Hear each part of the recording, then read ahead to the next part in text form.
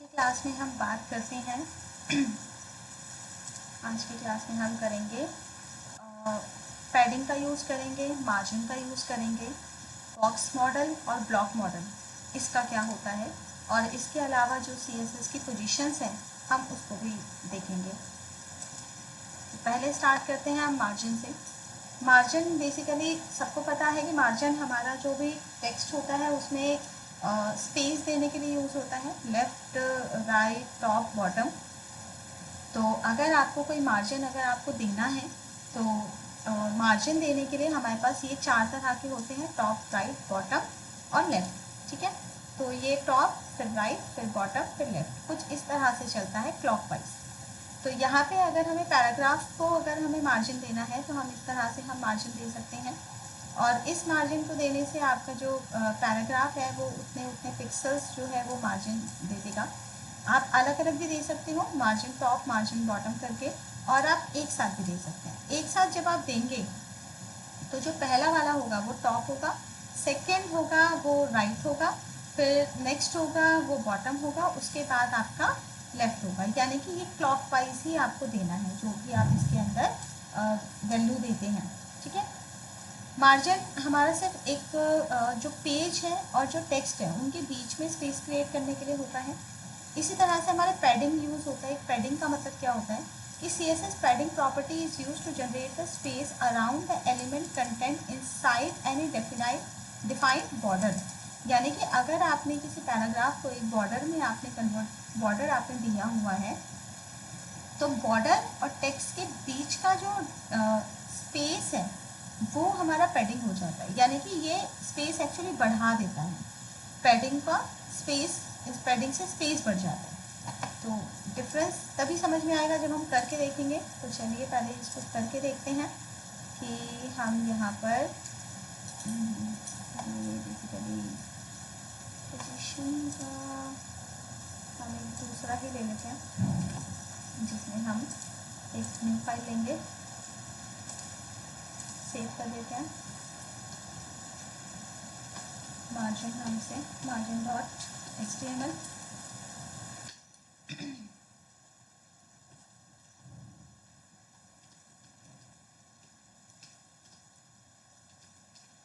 Margin and padding. तो यहाँ पे हमने एक पैराग्राफ स्टार्ट करा।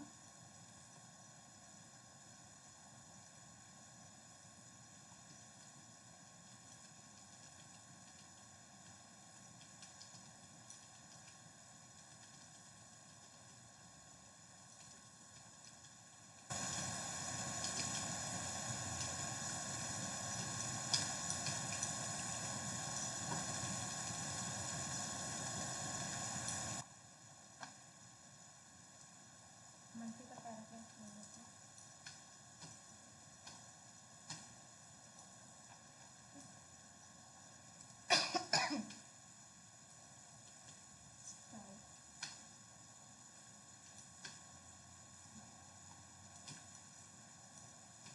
तो यहाँ पे हम क्या करते हैं, हम मार्जिन का यूज़ करते हैं। तो पहले एक बार आउटपुट देख लेते हैं इसका। Save, open in browser.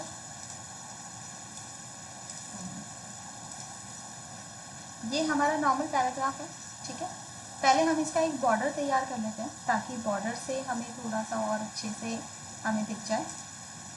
तो जो भी पैराग्राफ है इसको हम बॉर्डर कर देते हैं। बॉर्डर हमने दे दिया सिंपल सॉलिड बॉर्डर कर देते हैं, 5 पिक्सल। इसका कलर हम कर देते हैं रेड। ठीक है, तो हमने एक नॉर्मल बॉर्डर दिया पैराग्राफ में, और नॉर्मल बॉर्डर करके इसका आउटपुट चेक कर लेते हैं। तो इस तरह से हमारा बॉर्डर बन गया। ठीक है, अब हम इसमें मार्जिन देखेंगे। मार्जिन क्या होता है? मार्जिन आप एक साथ सारे दे सकते हैं और अलग अलग भी दे सकते हैं। तो मार्जिन आपका टॉप बॉटम लेफ्ट राइट भी हो जाएगा। ठीक है, और मार्जिन आप एक साथ भी दे सकते हैं। जैसे मैंने मार्जिन लिखा और इसके बाद आप कॉलम मैं एक साथ ही दे देती हूँ। तो अब आपको कितना कितना मार्जिन देना है तो पहला वाला आपका टॉप मैंने 10 पिक्सल, मैं 10 पिक्सल 10 एंड 5 पिक्सल, 10 पिक्सल और 5 पिक्सल, ठीक है। तो हमने चारों तरफ का दे दिया, टॉप, फिर right, bottom and left. Save करो और आउटपुट चेक करो। तो देखो अब इसने क्या करा, इसने पेज और ज़्यादा कम कर दिए, क्योंकि हमने जो मार्जिन दिया है वो और कम दिया है।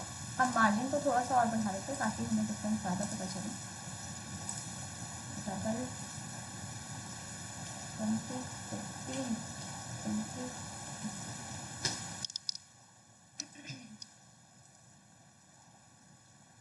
तो अब देखिए यहाँ से क्या हुआ, पेज से मार्जिन आ गया, यानी कि पेज का जो स्पेस था, ये जो हमारा स्पेस था ये और ज़्यादा कम हो गया।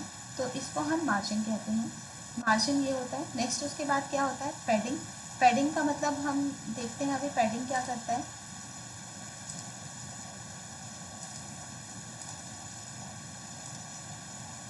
सेम पैडिंग का भी यही होता है, top, right, bottom and left. तो हम एक साथ पैडिंग को यूज़ कर लेते हैं।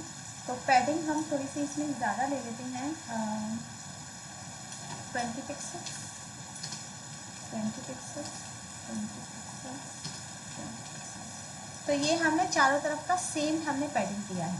पैडिंग देने के बाद जैसे आप सेव करके आप चेक करो, अभी रिफ़्रेश करने से पहले एक बार आप लुक देख लो और उसके बाद हम रिफ़्रेश करते हैं। तो रिफ़्रेश करते ही देखो क्या हुआ, जो बॉर्डर और टेक्स्ट था उसके बीच में जो स्पेस था वो इसने बढ़ा दिया।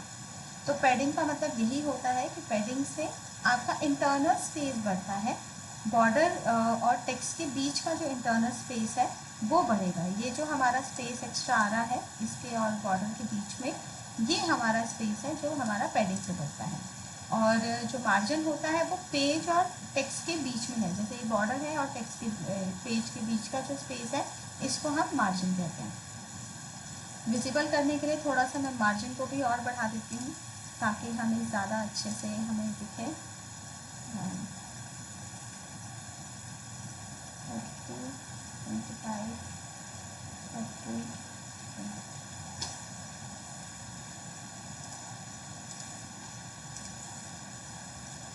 तो ये देखो इसने और पेज के साथ जो स्पेस था वो और कम कर दिया। तो इसको हम मार्जिन कहते हैं, ये हमारा पैडिंग होता है। नेक्स्ट इसके अंदर हमारा यूज़ किया जाता है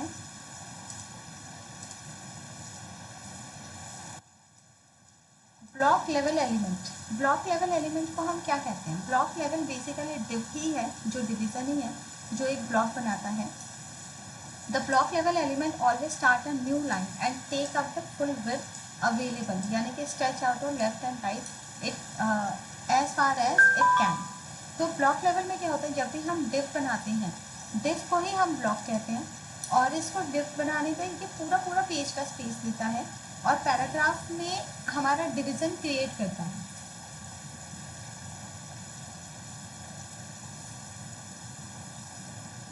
इसी के साथ ही एक और होता है जिसको हम इनलाइन एलिमेंट कहते हैं। इनलाइन एलिमेंट का does not start a new line, it only take up the as much as width necessary. यानी कि इसका मतलब क्या होता है कि ये जितना ज़रूरी है सिर्फ उतना ही स्पेस लेगा, इससे ज़्यादा स्पेस वो नहीं लेता है। ब्लॉक लेवल में एक ब्लॉक क्रिएट हो जाता है, डिवीज़न एक डिवीज़न क्रिएट करता है, एक ब्लॉक क्रिएट करता है। और जो इनलाइन कहते हैं उसको हम स्पैन कहते हैं। जैसे कि यहाँ एग्जाम्पल में भी दे रखा है, जो ये बॉर्डर बना है ये बेसिकली स्पैन है, ठीक है। और पैराग्राफ के बीच में ही रहता है, जहाँ से आपने स्पैन शुरू करा, जहाँ से आपने स्पैन ख़त्म करा, ये उसी जगह पे अपनी ही पोजीशन पे रहता है, ये पोजीशन नहीं बदलता है उसको, ठीक है। तो चलिए स्पैन और एक बार डिव को हम देख लेते हैं। तो जो पहला पैराग्राफ है, पहले हम यहाँ पे डिव में थोड़ा सा पहले स्टाइल बना लेते हैं। जो डिव का हम स्टाइल दे देते हैं, इसमें हमें एक तो बॉर्डर दे देंगे, ठीक है। बॉर्डर में हम सेम कलर चेंज कर देते हैं, इसको हम कर देते हैं पिंक और जो पिक्सल्स है उसको 2 पिक्सल्स कर देते हैं, ओके। और इधर ही हम क्या कर देते हैं, हम स्पैन भी कर देते हैं, स्पैन को भी यूज़ कर लेते हैं। और सेम चीज़ हम यहाँ पे स्टाइल हम स्पैन में भी देते हैं, बट इसका जो कलर है उसको हम कर देते हैं येलो। ओके, और इसमें हम बैकग्राउंड कलर भी दे देते हैं। बैकग्राउंड कलर पिंक है, पिंक का रेड। ओके, और इसका बैकग्राउंड दे देते हैं कलर, इसको हम कर देते हैं ग्रीन। तो आप देखना, अभी मैंने इसे स्टाइल दिया है। अब मैं एक डिव क्रिएट करती हूँ यहीं पर ही। जो पहला वाला पैराग्राफ है उसमें मैंने एक डिव क्रिएट करा और यहाँ पर एक लाइन बाद मैं उस डिवीज़न को क्लोज कर देती हूँ। ठीक है, डिवीज़न हमारा क्लोज हो गया। तो जैसे हमने डिव क्लोज करा, अब डिव क्या करेगा कि वैसे आप लोगों को पहले से ही पता है, ये देखो इसने क्या करता है, इसने डिवीज़न क्रिएट कर दिया, उस पैराग्राफ को अलग कर दिया, इसके ऊपर का पैराग्राफ अलग हो गया और ये वाला पैराग्राफ हमारा अलग हो गया। तो ये डिवीज़न है। अब मैं सेकेंड वाले पैराग्राफ में यहाँ पर अब मैं क्या करती हूँ, यहाँ पे मैं क्रिएट करती हूँ स्टैंड। इस डिवीज़न में देखो जो ये बॉर्डर है, पैराग्राफ का बॉर्डर देखो ये अलग से आ रहा है।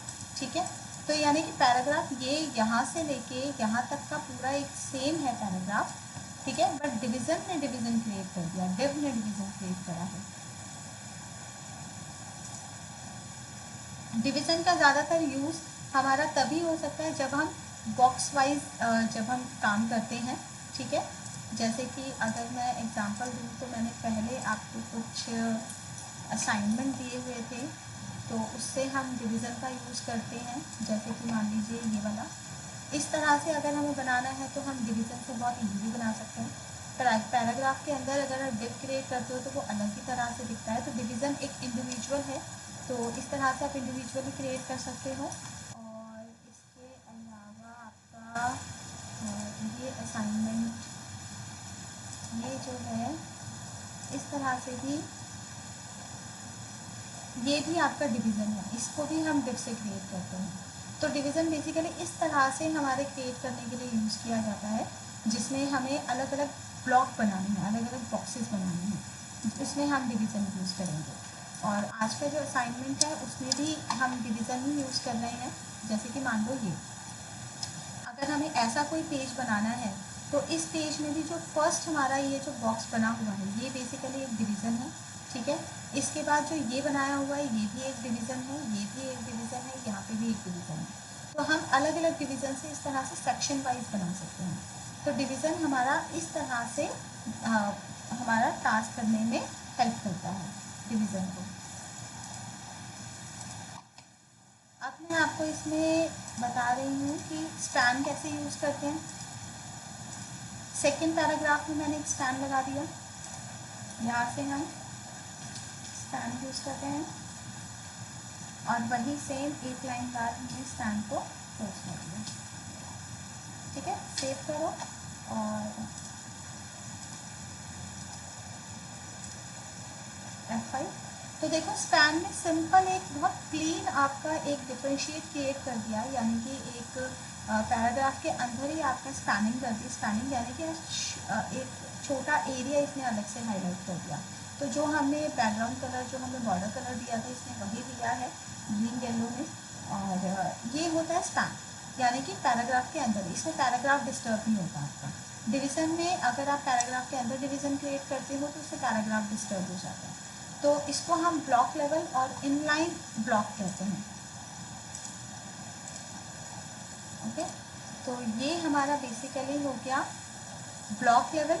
ठीक है, जिसमें हमने डिवीज़न क्रिएट करा, और इनलाइन जो है वो हमारा स्टैंड हो गया। नेक्स्ट उसके अंदर हम इसके अंदर ना बॉक्स क्रिएट करते हैं, बॉक्स मॉडल। बॉक्स मॉडल भी हमारा क्या है, बेसिकली डिवीज़न ही है। डिवीज़न से हम बॉक्स क्रिएट करते हैं, जैसे मैंने अभी आपको असाइनमेंट्स दिखाए हैं।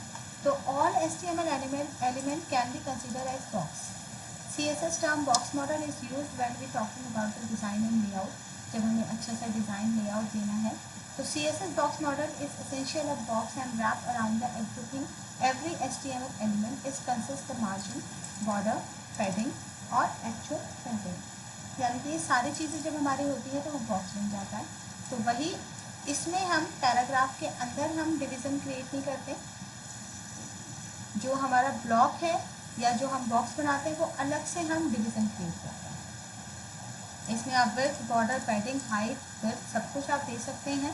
ठीक है, तो ये बॉक्स बन जाता है। चलिए हम इसको बना के देखते हैं एक बार।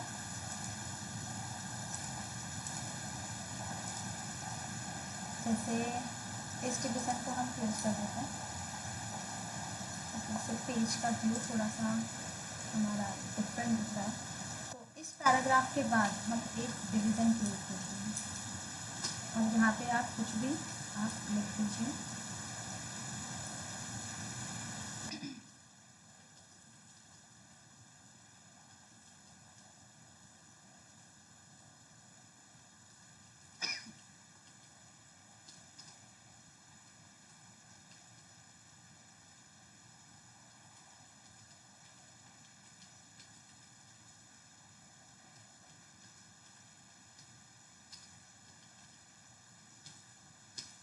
सेव करेंगे राइट। तो देखो ये पहला पैराग्राफ बन गया, ये दूसरा पैराग्राफ है ना, उसके अंदर हमने एक स्पैन लिया है और ये हमारा क्या है, ये हमारा एक डिवीज़न क्रिएट का है। डिवीज़न पूरा पेज लेता है, पूरा जितना भी पूरा होल पेज है उसने होल पेज पूरी एक लाइन कम्प्लीटली।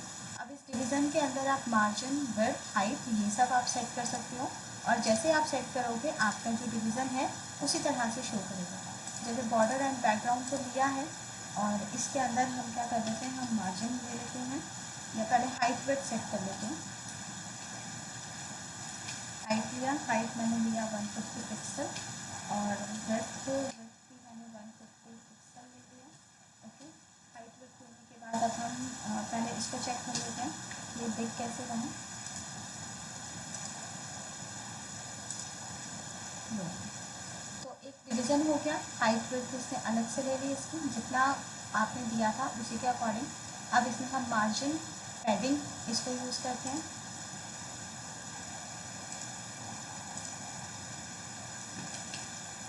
मार्जिन ले लो, एक साथ में सभी मार्जिन ले लेते हैं 30 pixel, 30 pixel, 30 pixel. Okay,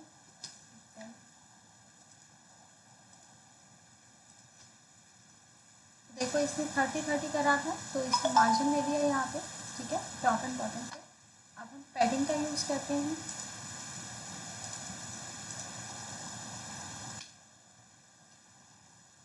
same ही ले लेते हैं।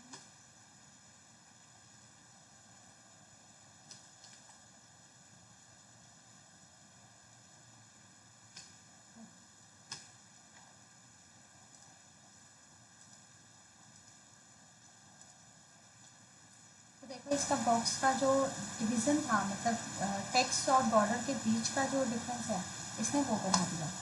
ठीक है, तो डिवीज़न हमारा कुछ इस तरह से क्रिएट होता है।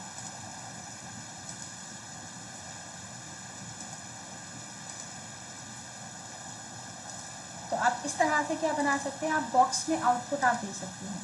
जो बॉक्स आउटपुट है वो इस तरह से बन जाएगा क्योंकि अब हमारा ये बॉक्स बन गया। इसके बाद नेक्स्ट हमारा आता है आउटलाइन। आउटलाइन का मतलब क्या है, the outline is a line that is drawn around elements outside border to make the element stand out. Outline हमारा एक अलग से आउटलाइन बनेगा। ठीक है, आउटसाइड द बॉर्डर यानी कि बॉर्डर के आउटसाइड अगर आपको आउटलाइन देनी है तो वो आप कर सकते हो। ठीक है, आउटलाइन का स्टाइल होता है, इसका कलर होता है, विड्थ होता है, आउटलाइन ऑफसेट होता है और सिंपल हमारा आउटलाइन होता है। ठीक है, ये सारी चीज़ें होती हैं और आउटलाइन के अंदर जो स्टाइल होता है ना वो बेसिकली बॉर्डर ही होता है। ठीक है, आउटलाइन का स्टाइल हमारा बॉर्डर ही कहलाता है। चलिए पहले हम इसको आउटलाइन यूज़ कर लेते हैं। अच्छा, इसमें एक चीज़ है, जैसे मैंने चारों तरफ अगर सेम देना है, ठीक है, मार्जिन है, पैडिंग है, मुझे 30-30 पिक्सल ही देना है तो मुझे ये चारों देने की ज़रूरत नहीं है। ठीक है, आप एक दीजिए, वही ये चारों में ही ले लेता है। आपको एक बार ही लिखने की ज़रूरत पड़ेगी ओनली यूनिवर्सली, तो चारों तरफ देखो सेम ही इसने दिया है। तो अगर आपको अलग अलग चाहिए तो आप 4 वैल्यूज़ दो, नहीं तो आप एक ही वैल्यू दे सकते हैं। तो अब हम आउटलाइन करते हैं। आउटलाइन बेसिकली बॉर्डर ही रहता है, जो हमने बॉर्डर के जितने भी स्टाइल पढ़े थे वही हमारा आउटलाइन ही रहता है। तो आउटलाइन स्टाइल कर देते हैं। इसके अंदर आपको वही डैश डबल ग्रुप कैसे आपको लेना है, मैंने कहा डॉट, ठीक है। सेव करेंगे और डिवीज़न में दिया है F5, तो देखो इस तरह से। तो अभी जो असाइनमेंट में अभी पूछा गया था, तो आप उसमें आउटलाइन भी दे सकते हैं, डबल टिक देने की ज़रूरत नहीं पड़ेगी, तो यहाँ पे आप आउटलाइन का यूज़ कर लो,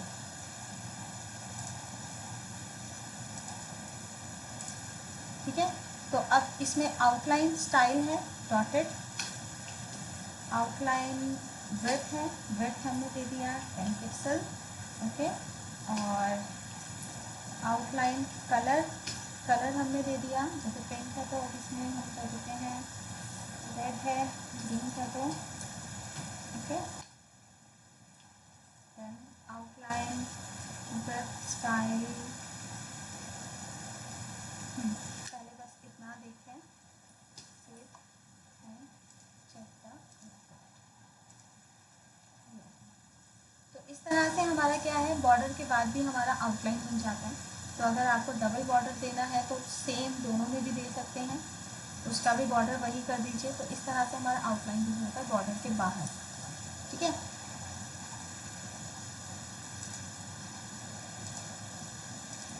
अब हम बॉर्डर एक बार आउटलाइन ऑफसेट देख लेते हैं।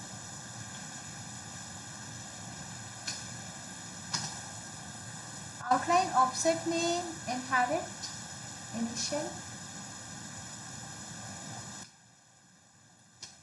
इनिशियल करके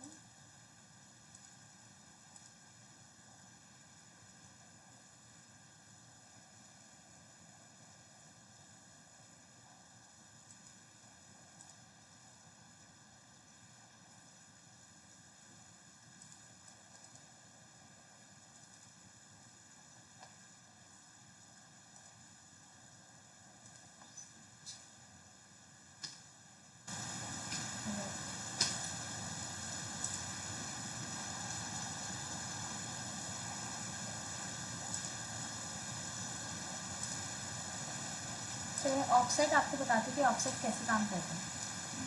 ऑफसेट में आपको फिर बताती हूँ कैसे काम करेगा।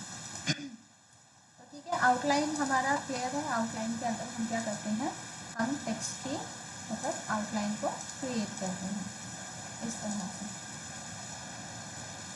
एक डिवीज़न बनाया, डिवीज़न का इसका बॉर्डर भी है, बॉर्डर की विड्थ भी है, बट आउटलाइन भी है। बॉर्डर आउटलाइन आप दोनों दे सकते हैं। नेक्स्ट उसके बाद हमारा जो टेक्स्ट का है, टेक्स्ट की कुछ प्रॉपर्टीज़ हैं, हमने पहले भी देखी हुई है बट दोबारा एक बार देख लेते हैं। जैसे टेक्स्ट ट्रांसफॉर्मेशन, एक ट्रांसफॉर्मेशन यूज़ किया जाता है जिसमें जैसे आपने टेक्स्ट अगर स्मॉल केस में लिखा है तो उसको अपर केस, लोअर केस और कैपिटलाइज्ड ईच वर्ड ये किया जा सकता है। ये एमएस वर्ड की प्रॉपर्टी होती है, एमएस वर्ड में भी यूज़ किया जाता है कि जिसमें आप केस चेंज कर सकते हो, तो वो चीज़ यहाँ पे टेक्स्ट ट्रांसफॉर्म से यूज़ की जाती है। तो टेक्स्ट ट्रांसफॉर्म हो गया। देन टेक्स्ट इंडेंटेशन, जैसे आप इंडेंट देते हैं एमएस वर्ड में, उसी तरह से आप इंडेंटेशन दे सकते हैं। आप लेटर के बीच में स्पेसिंग आप बढ़ा सकते हो, लाइन की हाइट आप इंक्रीज कर सकते हैं, वर्ड के बीच में अगर स्पेसिंग आपको बढ़ानी है तो वो आप दे सकते हो। And you can also give the text shadow, आप शेडो भी दे सकते हैं ताकि वो हमारा वर्ड आर्ट में हमारा शो हो। तो ये सारी चीज़ें आप इसमें कर सकते हैं। चलिए एक एक करके इसको देखते हैं कि हम क्या क्या इसमें कर सकते हैं। तो ये हमारा टेक्स्ट है, तो हम पैराग्राफ में इसको यूज़ करेंगे। तो पहला टेक्स्ट ट्रांसफॉर्मेशन, क्या करना है, कैपिटलाइज करना है, लोअर केस करना है, तो हम कैपिटलाइज कर देते हैं, ठीक है। या फिर आप इसमें हाँ कैपिटलाइज यूज़ करते हैं। और अब आउटपुट चेक करो F5, तो देखो हर एक वर्ड का जो फर्स्ट लेटर है वो कैपिटल होता है, ये होता है capital. Upper case lower case भी यूज़ कर सकते हैं, अपर एंड लोअर का भी यूज़ किया जा सकता है। नेक्स्ट उसके बाद आता है टेक्स्ट इंडेंटेशन, टेक्स्ट इंडेंट कितना आपको इंडेंट करना है, टेक्स्ट इंडेंटेशन अगर हम करें तो इंडेंटेशन में करती हूँ 20 पिक्सल्स। ओके,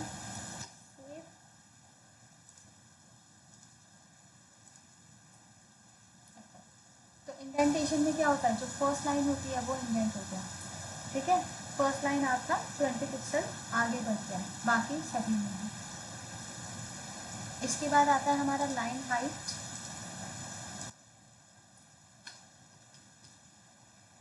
लाइन हाइट आप दे दो, कितना देना है, 20 पिक्सल्स।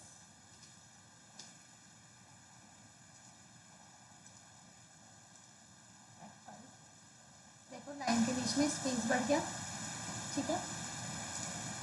इसके बाद लेटर स्पेसिंग, अगर आपको लेटर में स्पेसिंग देनी है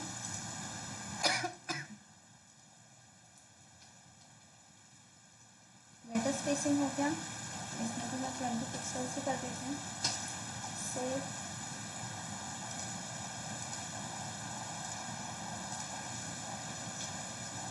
ये देखो लेटर के बीच में स्पेस आ गया, 20 पिक्सल किया था, कितना कितना स्पेस इसमें दे दिया। इसको हम थोड़ा कम कर देते हैं, 5 कर देते हैं।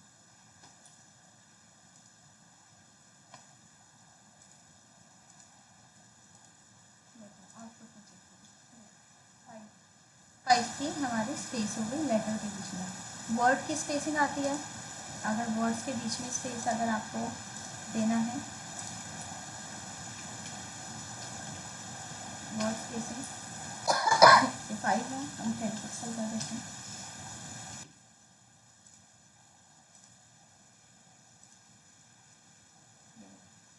तो 2 वर्ड के बीच में आपका स्पेस आ रहा है, ये जो स्पेस दिखा रहा है।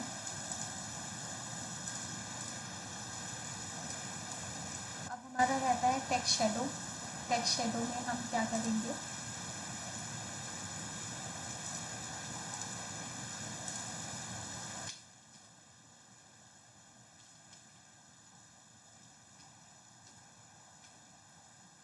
टेक्स्ट शेडो 2 पिक्सल, यानी कि ये आपके क्या है, ये बेसिकली शेडो लेफ़्ट और राइट की तरफ, यानी कि टॉप से नीचे और लेफ़्ट से राइट की तरफ कितना शेडो जाएगा और उसका कलर क्या होना चाहिए। हम वही ले लेते हैं 2 पिक्सल में रेड, अब हम देखते हैं शेडो, ये देखो। तो इस तरह से हमारे टेक्स्ट में शेडो आ गई, यानी कि वही वर्ड आर्ट की तरह यूज़ हो गया। तो यहाँ पे जो हमने शेडो दिया है ये 2 पिक्सल करके दिया है, तो इसने थोड़ा थोड़ा टॉप से नीचे और आपका जो लेफ़्ट से राइट की तरफ इसने कर दिया। आप कलर चेंज कर सकते हो, रेड कलर में है, आप ब्लैक कलर में ही दे सकते हो। ब्लैक कर देते हैं इसको,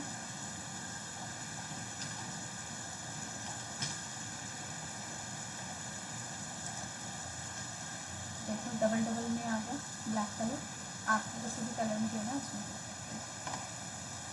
नेक्स्ट इसमें आता है आपका टेक्स्ट से रिलेटेड, हमने देख लिया और भी ऑप्शंस, और इसमें नेक्स्ट आता है फॉन्ट से रिलेटेड।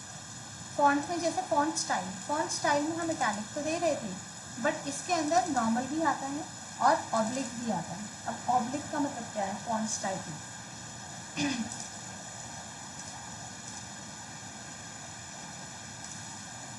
इसमें हम शेडो हटा देते हैं ताकि हमारा आपको दिखता रहे।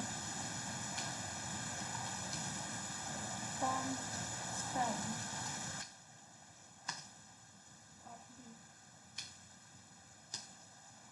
इटैलिक में तो हमारा आई हो जाता है, मतलब इटैलिक हो जाता है।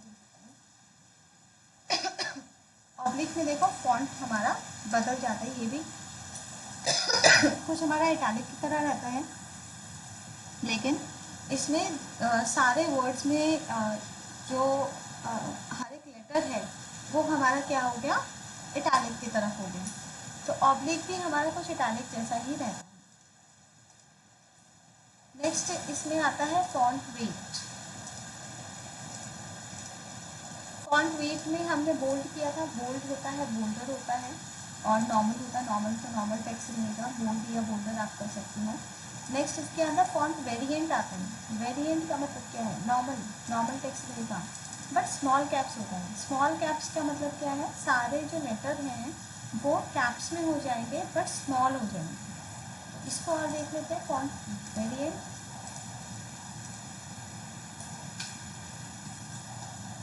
Font variant, small caps.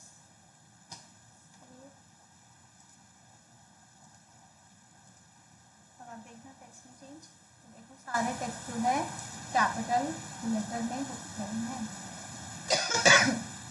But quick cut Q बड़ा है और बाकी सारे स्मॉल है।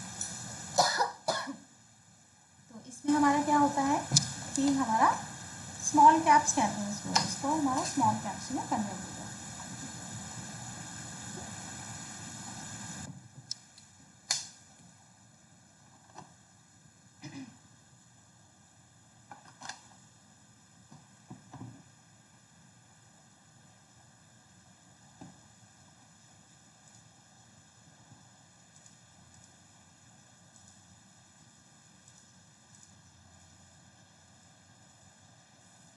तो ये कुछ छोटे छोटे से हमारे पॉइंट्स थे जो हमारे टेक्स्ट और फॉन्ट से रिलेटेड थे। नेक्स्ट हम उस पर आते हैं लिंक। जैसे मान लो अगर आपने हाइपर लिंक दिया है कोई, ठीक है, तो हाइपर लिंक को हमें बहुत अच्छे से अगर उसको स्टाइल देना हो तो हम वो कैसे देंगे। तो हाइपर लिंक अगर आपको देना है तो लिंक एक तो हमने बॉडी के अंदर ए लिंक और वी लिंक मतलब विजिटेड लिंक इस तरह से हमने देखा था।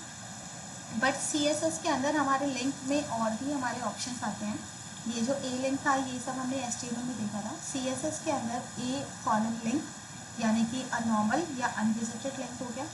ए विजिटेड करके जो भी आप कलर देते हो वो कलर हमारा हो जाता है विजिटेड का। इसके अंदर होता है ए होवर, होवर इफेक्ट आप दे सकते हैं, जैसे ही माउस उसके ऊपर जाएगा कलर चेंज हो जाए या कुछ अलग से आप देना चाहते हैं। ए एक्टिव, एक्टिव का मतलब जैसे ही जिस मोमेंट पे आप उस पर क्लिक करेंगे उस मोमेंट पे क्या कलर होना चाहिए, ठीक है, तो वो चीज़ आप दे सकते हैं। जैसे हमने ए लिंक और ए विजिटेड यानी कि अगर लिंक है या विजिटेड भी हो गया तो सेम कलर होना चाहिए। तो आपने कोई बैकग्राउंड कलर दे दिया, आपने कोई नॉर्मल कलर दे दिया, टेक्स्ट का कोई कलर दिया है, पैडिंग आपने यूज़ कर दी, टेक्स्ट अलाइनमेंट यूज़ कर दिया, टेक्स्ट डेकोरेशन आपने दे दिया या डिस्प्ले, डिस्प्ले हमने इनलाइन में डिस्प्ले कर दिया।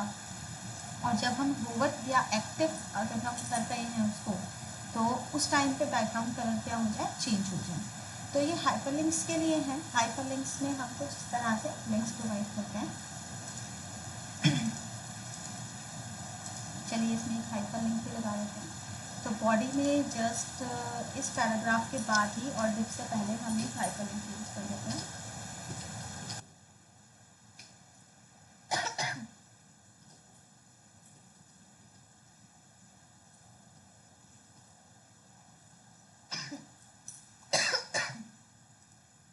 और इसके अंदर हम कोई भी पार्ट दे देते हैं।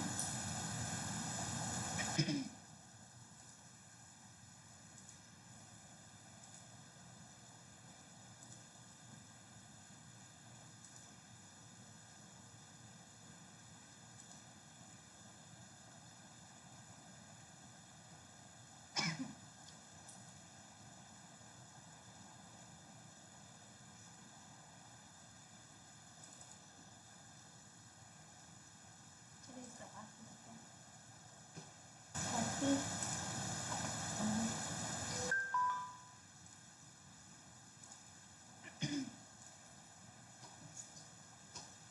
ठीक है, सेव किया और सेव करने के बाद आप जस्ट आउटपुट। तो ये सिंपल हमारा एक हाइपरलिंक हो गया। जैसे क्लिक करते हैं नेक्स्ट पेज पे जाता है, बैक करते हैं हमारा वापस आ जाता है। तो अब इस हाइपरलिंक को हमें और इंटरेस्टिंग और अच्छा बनाना है, तो वो बनाने के लिए हम यूज़ करेंगे यहाँ पर स्टाइल के अंदर एक आपको करना है लिंक, ठीक है, और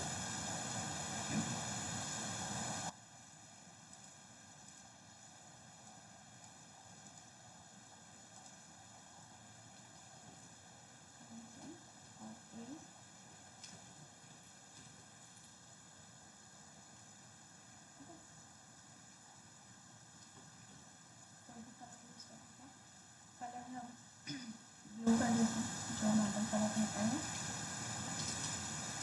बैकग्राउंड आप कलर दे सकते हो, तो बैकग्राउंड कलर हमने कर दिया। और इसी तरह होवर हम यूज़ करते हैं, ठीक है। तो ए होवर,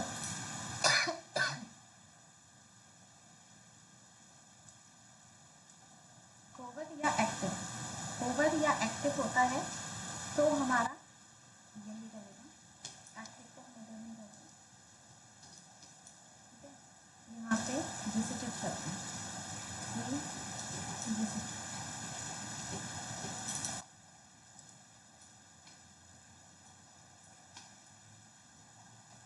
यहाँ पे हम कलर चेंज कर देते हैं, उल्टा ही कर देते हैं। जैसे ब्लू कलर है तो हमने इसको येलो कर दिया, और बैकग्राउंड जो कलर है ग्रीन था तो हम इसमें रेड कर देते हैं, ठीक है। सेव करेंगे और आउटपुट चेक करेंगे।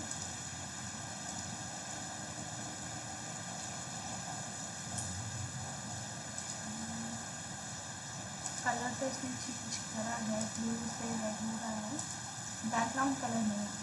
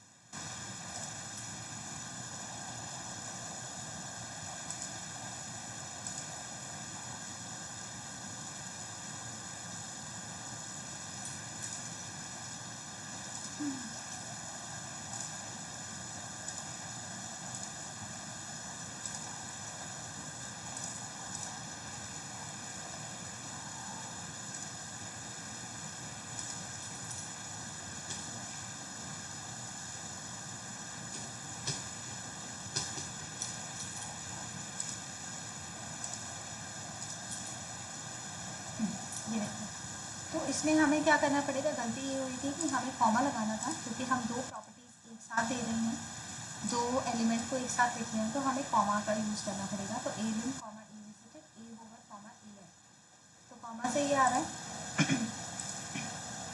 अब हमने जो कलर दिया था जैसे ब्लू और ग्रीन कर दिया, बट होवर, होवर में देखो येलो एंड रेड आ रहा है। तो यहाँ पे होवर का मतलब यही है, जैसे माउस इस पे जाता है वैसे ही इसमें क्या हो जाता है, इस तरह से हमारा ये आ जाता है, ठीक है। क्लिक करोगे बैक, तो होवर ये है जब इस पर माउस क्लिक होगा, माउस ऊपर आता है।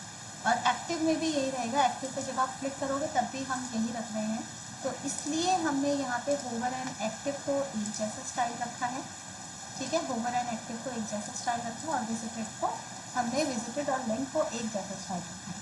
अब इसमें आप बॉर्डर दे सकते हो, जैसे अगर मैं बॉर्डर यूज़ कर लूँ तो बॉर्डर हमने दे दिया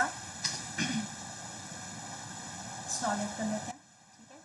बॉर्डर हमारा सॉलिड हो गया, और इसको हम पिक्सल पे, और कलर इसमें देना है, जैसे ग्रीन कलर का है ना, तो ब्लू कलर है तो ब्लू कलर का ही हम इसके अंदर बॉर्डर कर देते हैं, ठीक है। और सेम चीज़ बॉर्डर हम ओवर में भी रख लेते हैं, ठीक है। सॉलिड होता है पिक्सल, इसका थोड़ा सा बना देते हैं बॉर्डर, और इसका जो कलर हम कर देते हैं टेक्स्ट येलो है तो येलो कलर का ही बॉर्डर हम इसमें कर देते हैं।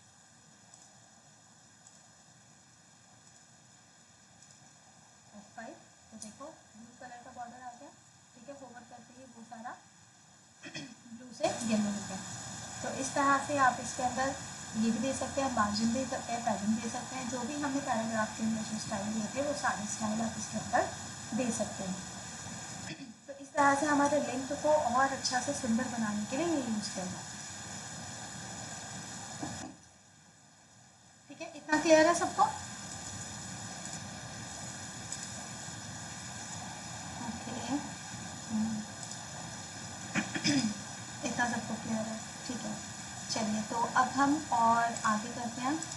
आगे बता दो ना, कोई इशू तो नहीं है?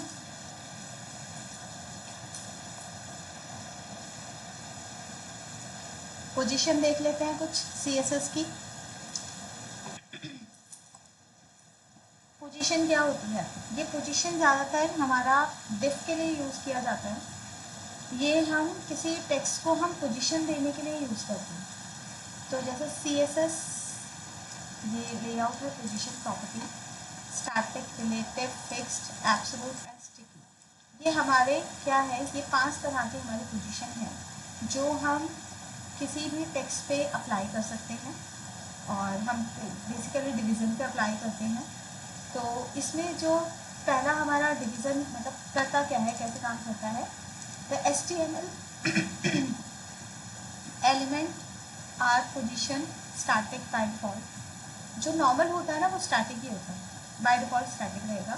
Static position are not affected by the top, bottom, left, right properties. An element with the position static is not positioned in special way. It always position according to the normal flow of the page. यानी कि जैसे ही जो normal flow होता है page का, उसी के according ही हमारा टेक्स्ट रहेगा और हमारा टेक्स्ट दिखेगा। इसको हम क्या कहते हैं? इसको हम स्टैटिक पोजीशन कहते हैं। तो चलिए पोजीशन को समझ लेते हैं। वैसे तो हम इस पेज पे भी कर सकते हैं, क्योंकि यहाँ पे भी हमने डिवीज़न यूज़ किया हुआ है।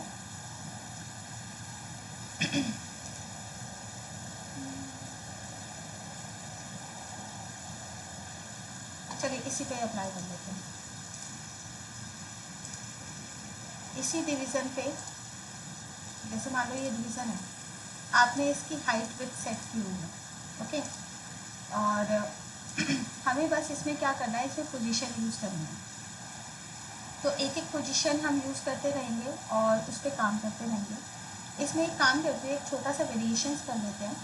इस डिवीज़न को एक और डिफ के अंदर रख लेते हैं, मतलब एक डिफ के अंदर एक और डिफ।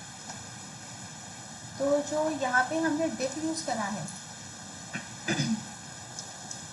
इसके आगे एक और डिफ लगा दें, ओके। और इसके बाद डिफ को क्लोज, ओके।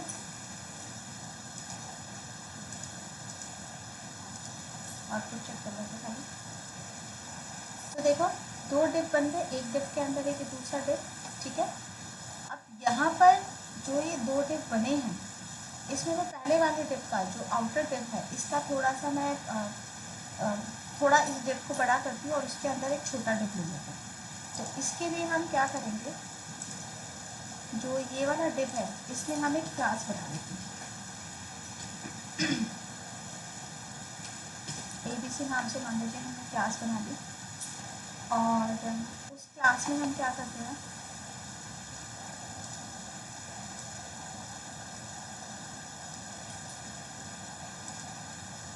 आउटलाइन कलर इसको, और क्लास हम कैसे बनाते हैं, .abc से, डॉट से बनाया जाता है। और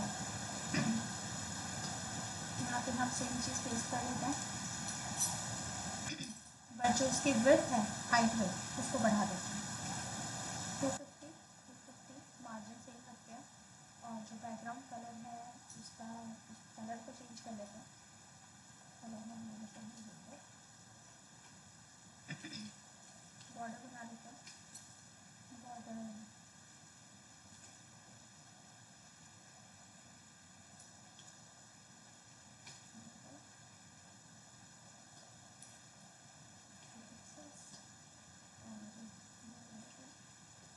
ग्रीन कलर का बॉर्डर, ओके।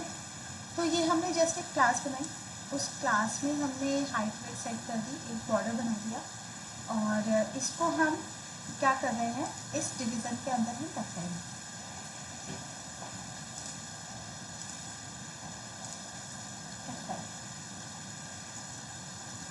तो देखो, एक डिवीज़न के अंदर हमारा दूसरा डिवीज़न आ गया।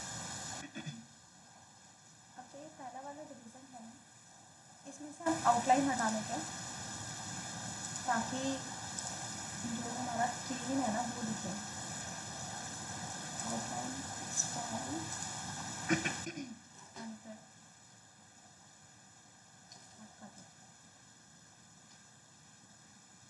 इसको हम थोड़ा सा हटा दें।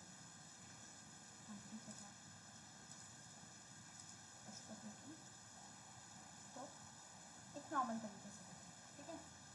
अब देखो यहाँ पर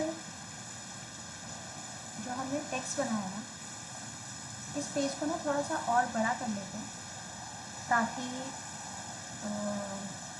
जो हमारा डिवीज़न का जो पर्पस है या जो इसकी पोजीशंस हैं वो हमें अच्छे से दिखाई दे। अभी मैं डिवीज़न में और कुछ नहीं करा रही, बस पहले मैं पेज को थोड़ा सेट कर दी। तो जो पहला वाला पैराग्राफ है, इसी पैराग्राफ को कॉपी एंड पेस्ट। बस हमने 2 पैराग्राफ बनाए, उसके साथ एक डिवीज़न लगाया, फिर हमारे 2 पैराग्राफ्स हैं।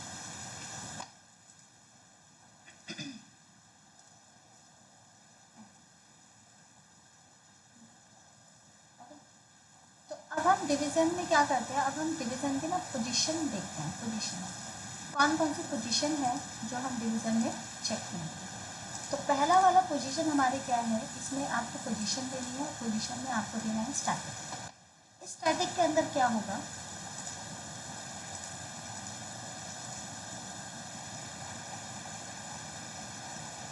तो हमें कौन से डिवीज़न के अंदर देना है, जो क्लास हमने बनाई है उसमें नहीं, जो मेन डिवीज़न है हम उसमें देते हैं। यहाँ पे आप देखें पोजीशन, ठीक है, स्टैटिक। पहला वाला हमने स्टैटिक करा। जैसे ही आप पोजीशन स्टैटिक करते हो F5, तो इसने क्या करा, स्टैटिक पोजीशन में ये चेंज नहीं हुआ, इसमें कोई चेंजेस नहीं हुए। अब चेंजेस क्यों नहीं हुए वो भी मैं एक चीज़ आपको दिखा देती हूँ कि इसमें आप एक चीज़ और दो, इस डिवीज़न में आप लेफ़्ट पोजीशन दे दो, ठीक है, ओनली लेफ़्ट। यानी कि हमारा जो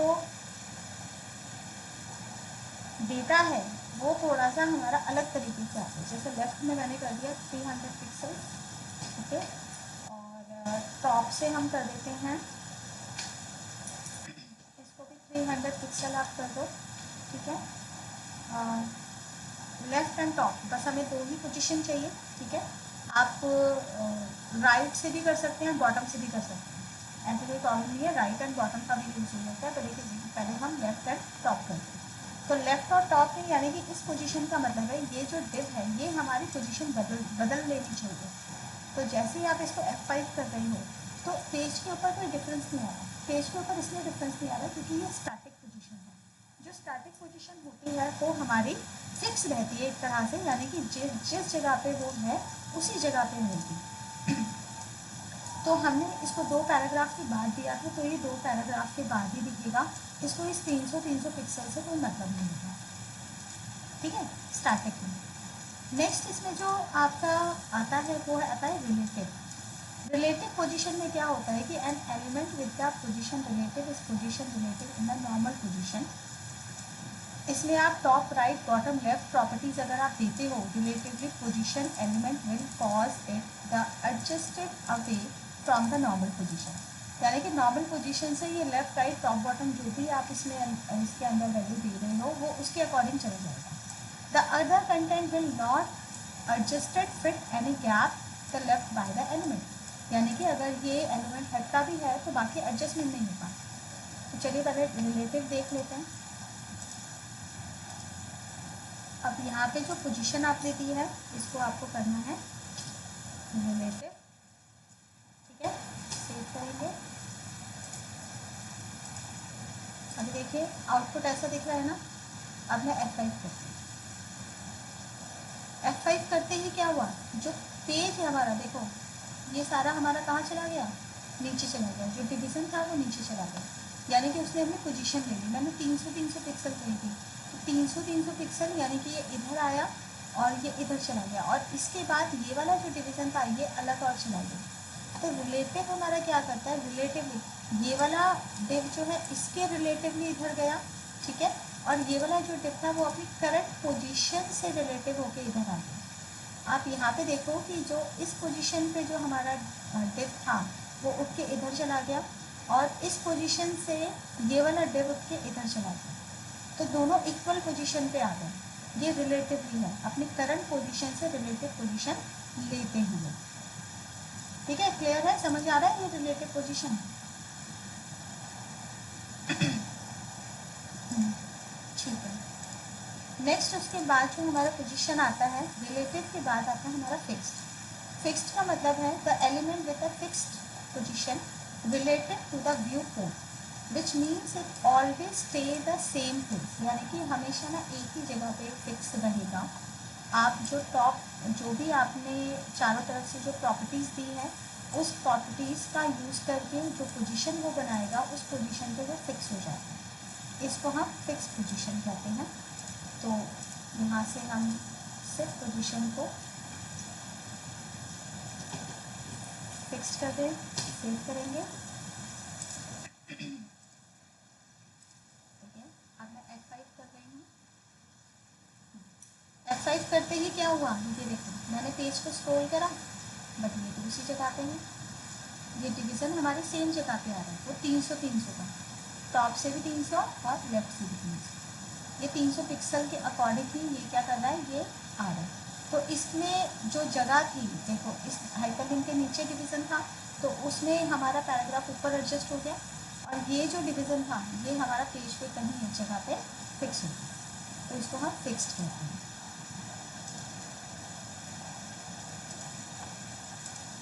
फिक्स्ड के बाद जो नेक्स्ट हमारा आता है वो आता है हमारा एब्सोल्यूट पोजीशन।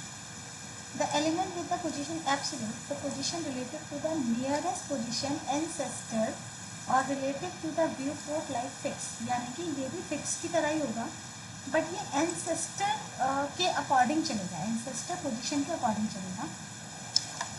आगे बताते हैं एंसेस्टर क्या है। However, if an absolute position element has the no position ancestor, it use the document body and move along with the page body. Simple हम पहले एब्सोल्यूट करते हैं और चेक करते हैं। एब्सोल्यूट करा, सेव करो, तो देखो ये ऐसे था। अब मैं F5 प्रेस, जैसे F5 प्रेस करा तो देखो क्या हुआ, वो जो हमारा छोटा वाला डिप था वो उठ के इधर आ गया। ठीक है, मतलब इसने फिक्स पोजीशन ली है। जो बड़ा वाला डिप था उसकी जो पोजीशन है वो फिक्स है, बट जो छोटा वाला डिप है वो किस डिप के अंदर है, वो इस बड़े वाले डिप के अंदर है। तो इस छोटे वाले डिप ने अपनी पोजीशन इस बड़े वाले डिप के अकॉर्डिंग ली है, 300 300 करके इसने अपनी पोजीशन ली है। और ये हमेशा, क्योंकि हमने एक डिप के अंदर दूसरा डिप लिया था, तो ये जो बड़ा वाला डिप है, this is the ancestor of this small div, इस डिप का एंसेस्टर है। तो ये हमेशा क्या करेगा, जो ये वाला डिप है वो अपने एंसेस्टर को देख के काम करेगा। और अगर एक डिप के अंदर दूसरा डिप नहीं होता, मतलब नेस्टेड नहीं होता, तो ये नॉर्मल डिप पेज के अकॉर्डिंग चलता है, यानी कि पेज से फिर वो अपनी पोजीशन सेट करता है। ठीक है, पेज से पोजीशन सेट करना है। तो ये हमारा हो गया एब्सोल्यूट, यानी कि और जो व्यू पोर्ट होता है, व्यू पोर्ट यानी कि देखने की पर्पज से कि वो दिखेगा कैसे हमें। और नेक्स्ट उसके बाद आता है हमारा स्टिकी। स्टिकी के अंदर हम क्या करते हैं, आप यहाँ पे पोजीशन को स्टिकी यूज कर लो, सेव करो।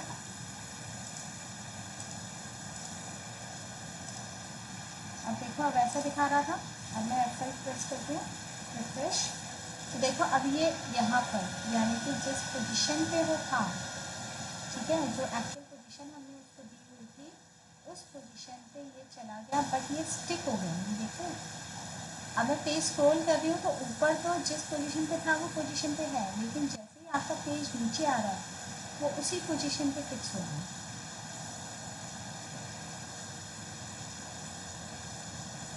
ऊपर से वो एक जगह पे फिक्स नहीं है। तो इसलिए यहाँ पे हमारा जो ये फिक्स्ड पोजीशन है, जो स्टिकी पोजीशन है ये क्या करता है, स्टिकी एलिमेंट हमारा रिलेटिव और फिक्स के बीच में टॉगल करता है।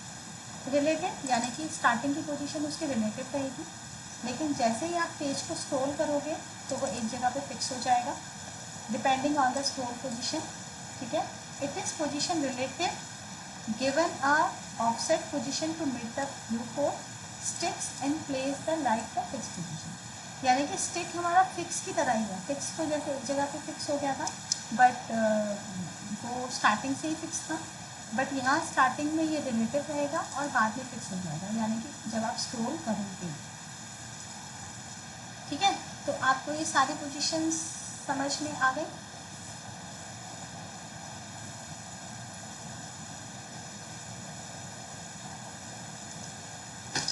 ठीक है, कोई कंफ्यूजन तो नहीं है किसी को भी? ओके, ठीक है।